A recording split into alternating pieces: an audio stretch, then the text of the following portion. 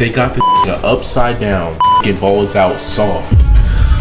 They coated his entire body with Vaseline to help him slide free. Oh, hell no. Balls and we just flopping like this, looking at straight buns and balls, and they loop that up with Vaseline. So we have the most uncomfortable cave incidents ever. Hold on, before we start, let me blow my nostrils.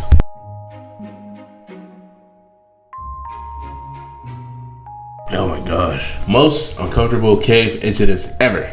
Are you ready?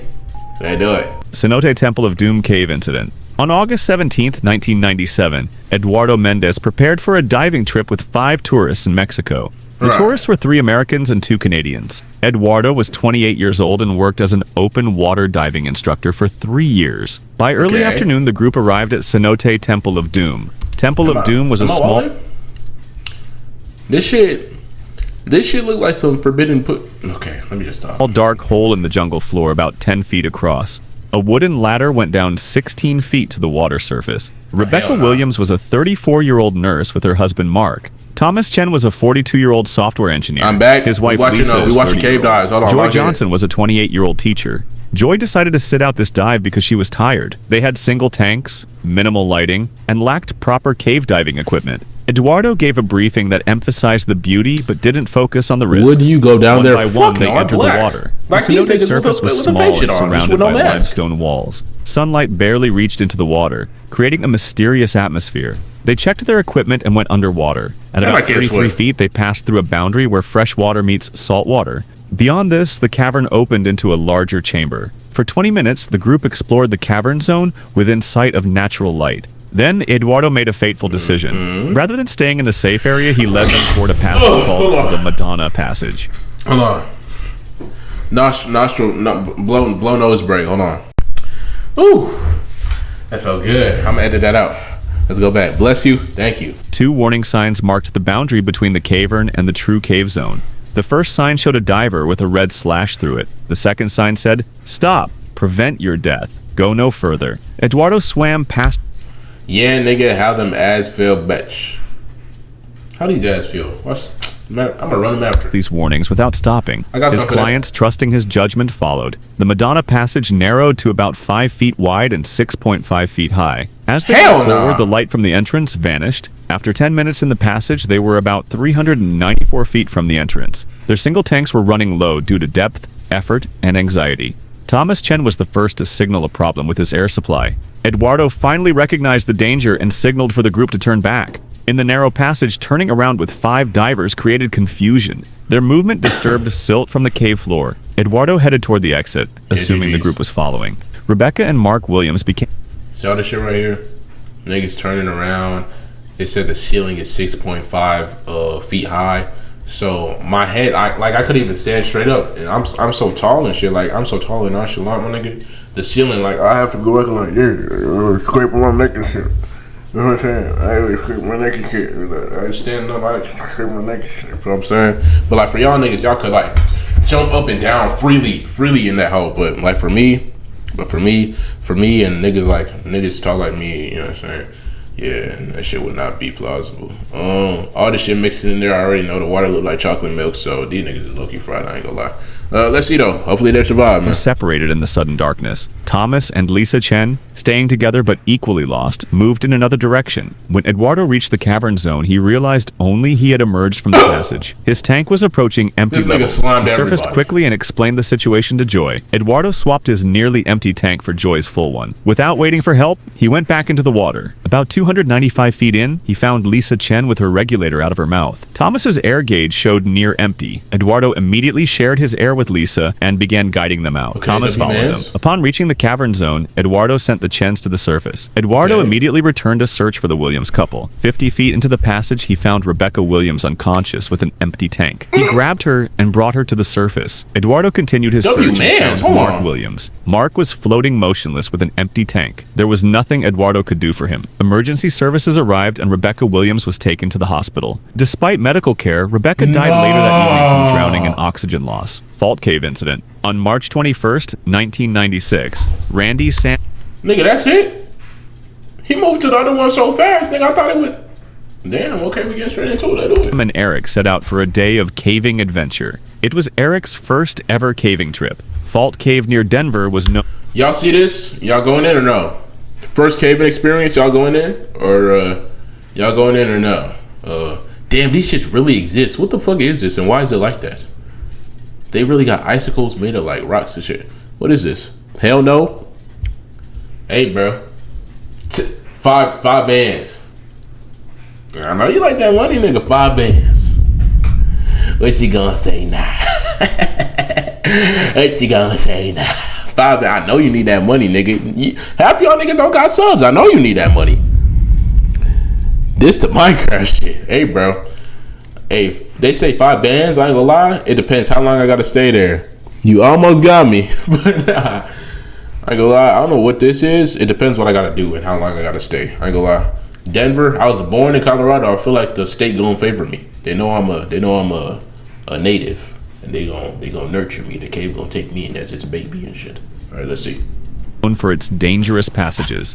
Part of the cave was nicknamed the Crack of Doom, a narrow slot that had trapped many people before. They had little more than Well, nah, bro.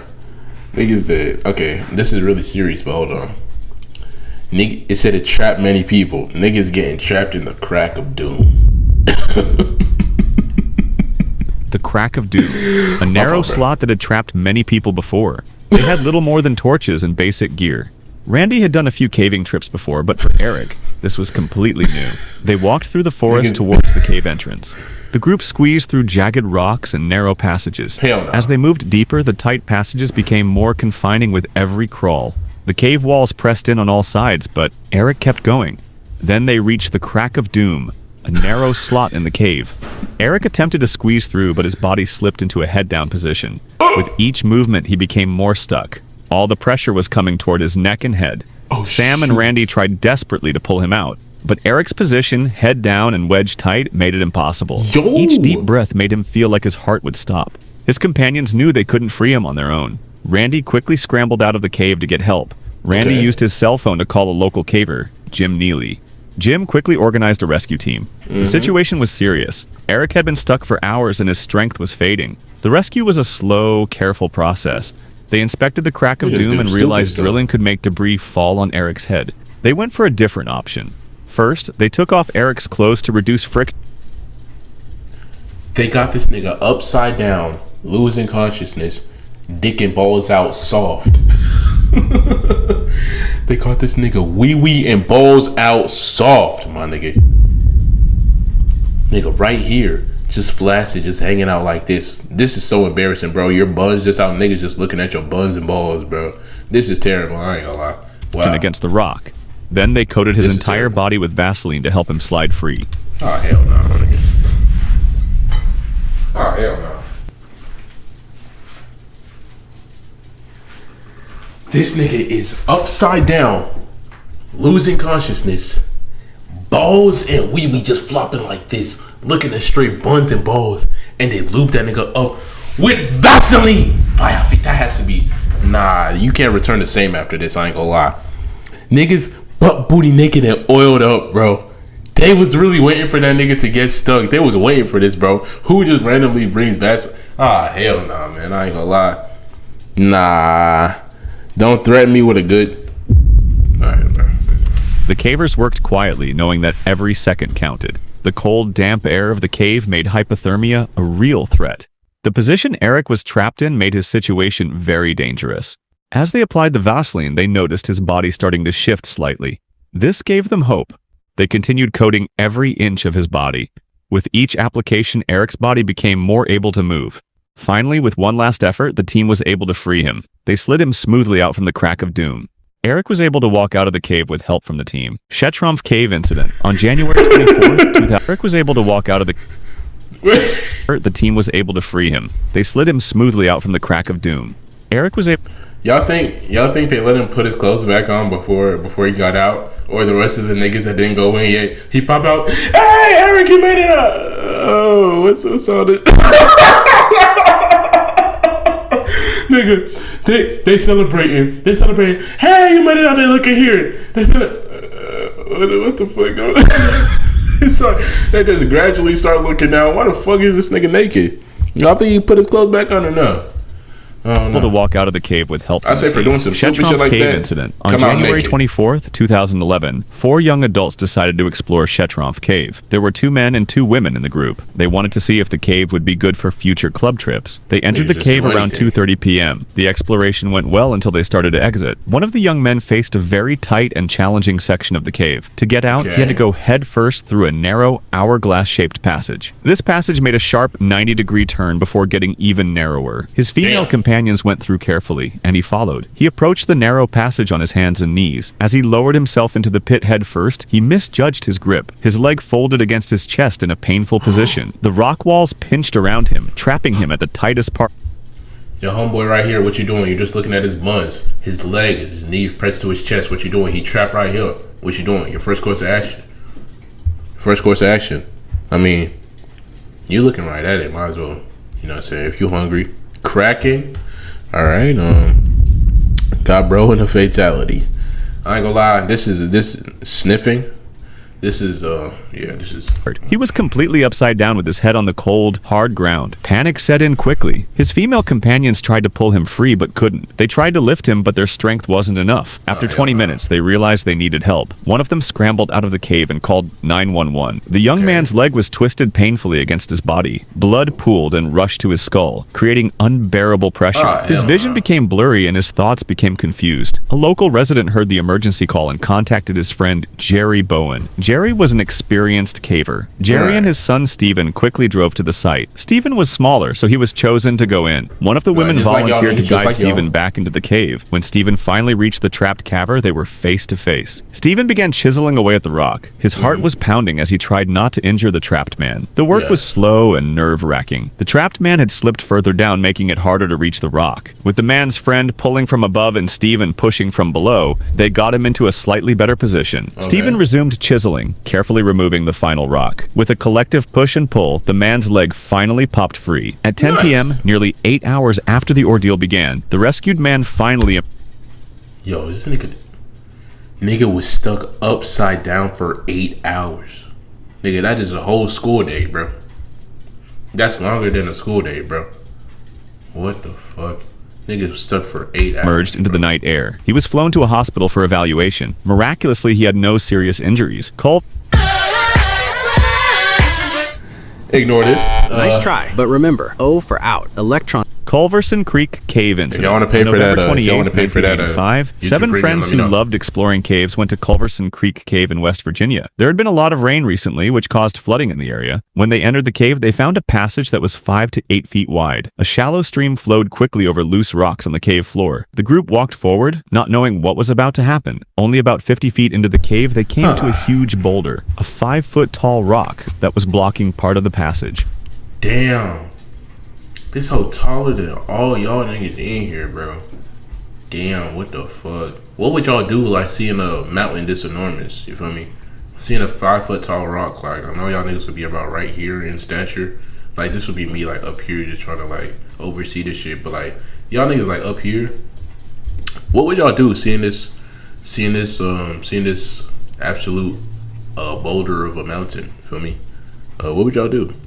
The group had 2 ways to get past it: climb over the boulder or squeeze through a narrow gap between the rock and the cave floor where the stream was flowing. 3 cavers went through the tight space safely without any problems. Eric Slagle, who was 26 years old and had lots of caving experience, led the next group of 3 people. He chose to go through the left side, stepping carefully as he walked through the stream. Just as he reached the middle of the boulder, something terrible happened. Suddenly, the massive boulder shifted and began to tilt to the left. The rock became unstable and started to fall. The other cavers tried quickly to stop it from moving, but they couldn't. The huge boulder crashed down, trapping Eric between the cave wall and the rock. Eric was stuck completely. His left temple and shoulder were pressed against the cave wall, and his right cheek was trapped against the boulder. His body couldn't move at all. The weight of the rock pressed hard against his chest, making it very difficult for him to breathe. Eric's friends were shocked and scared. They could see the pain in his eyes and watched as he got weaker. The feeling of not being able to help was terrible for them. One person ran out of the cave to get help, while the others stayed and desperately tried to move the boulder. boulder. They pushed with all their strength, trying as hard as they could, but it didn't work. The rock was too heavy. They tried to use crowbars to move the rock, pulling with every bit of strength they had, but nothing worked. While they tried, they watched Eric's breathing get weaker and weaker. Eric stayed awake for about...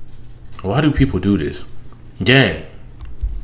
What's the point? Like, what do people get out of this? Is it like a satisfaction you get? Like, is it like nothing? Or like, what, like, you can't just like do a little rock climbing indoors for me? Do a little workout, do something. Like, what's the point of, like, in what situation ever in life, out of all the things you could ever do, like ever, would you be stuck in this situation right here? Just let me know, bro. Why would you ever be here? This shit is so stupid.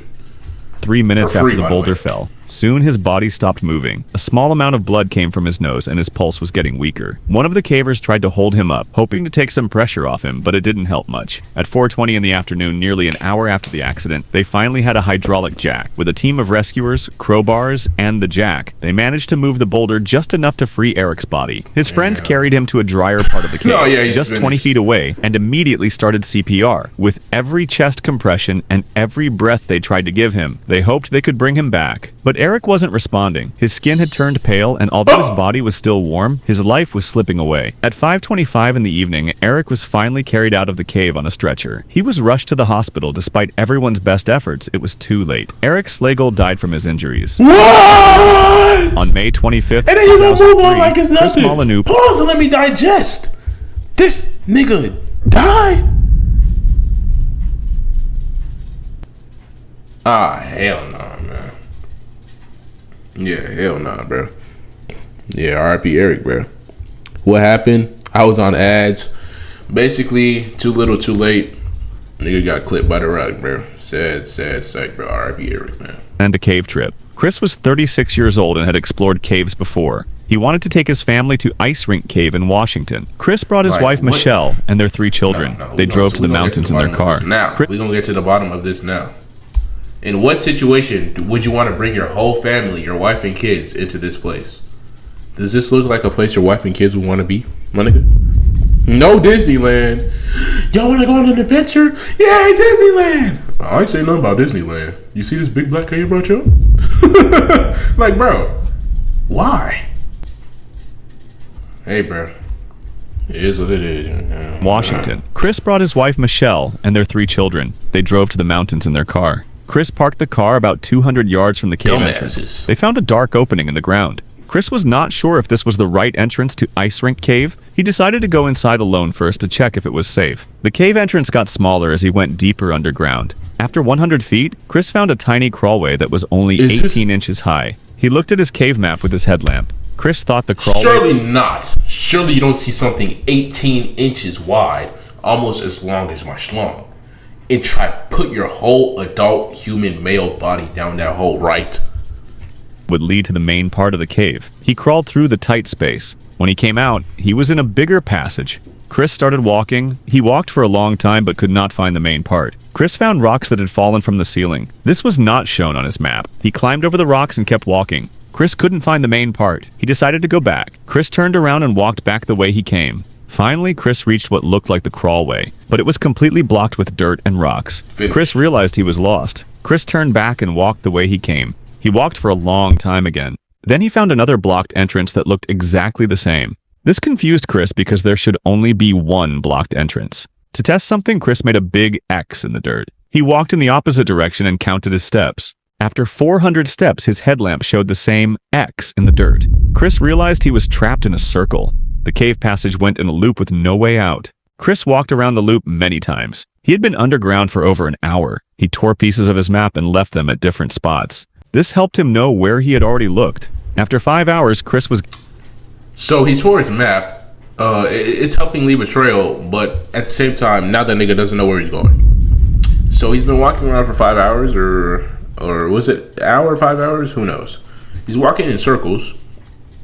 The second I try go to the opposite direction after marking an X at the other direction where I came from, I walk a while and I see the same X after I went the opposite way. Nigga, I'm just laying down like this and accepting my fate. I promise you. I'm laying down and giving up because clearly it's just meant to be. The earth wanted to consume me and wanted to bury me alive right here. So, feel me? I deserve this. I led my family here. And, you know what I'm saying? I could have killed my whole family, but instead, I'll be the sacrifice. I'll just lay down right here. I'll make a little nest right here, probably a little dirt pillow, and just wait for the worms to consume me, bro. Getting very scared. He was tired, thirsty, and could not think clearly. Chris started to panic. He thought about his children waiting outside. This gave him strength to keep trying. Chris went back to the blocked entrance and searched again. This time he stayed very close to the wall. He looked at every inch of the wall. 50 feet from the blocked entrance, Chris saw something different. There it was, the crawlway. It was hidden behind a rock and very hard to see. Chris had walked past it many times without noticing. He crawled through the opening as fast as he could. A few minutes later, Chris came out into the sunlight. Chris had been underground for 6 hours. Killiansburg Cave incident. In June 1992, 5 boys went to explore a cave in West Virginia. The cave was called Killiansburg Cave. Brian Quintanilla was... We're examining every entrance. Explore a cave in West Virginia. The cave was called... Nigga, this just looks like some sort of Doom, boss hellscape lair. Is that a skull looking at me right here? Do you eye, nose, mouth, slightly smirking with the outline right here? It's saying don't come in, bro. My nigga, what compels people to do this shit on the floor is from the ceiling. I just don't understand. Killiansburg Cave. Brian Quintanilla was 13 years old. He was curious and liked to explore. While the other boys stayed in the main part of the cave, Brian found a narrow passage. The passage was very tight. It was only as wide as his shoulders. Brian thought it might be a secret shortcut. He decided to crawl through it. The passage was shaped like the letter L with a sharp bend in the middle. Brian squeezed into the passage. The rocks pressed against his shoulders and hips. When he reached the bend, he had to twist his body in a painful way. He had to bend his knees backward to fit through. Brian pushed through the tight spot. At first, he felt happy that he made it, but then he realized something was very wrong. He was stuck. He could not move backward. Look at his fucking leg, my nigga. Let's continue. The rocks held him tight like a trap. The other boys noticed Brian was missing. They called his name and looked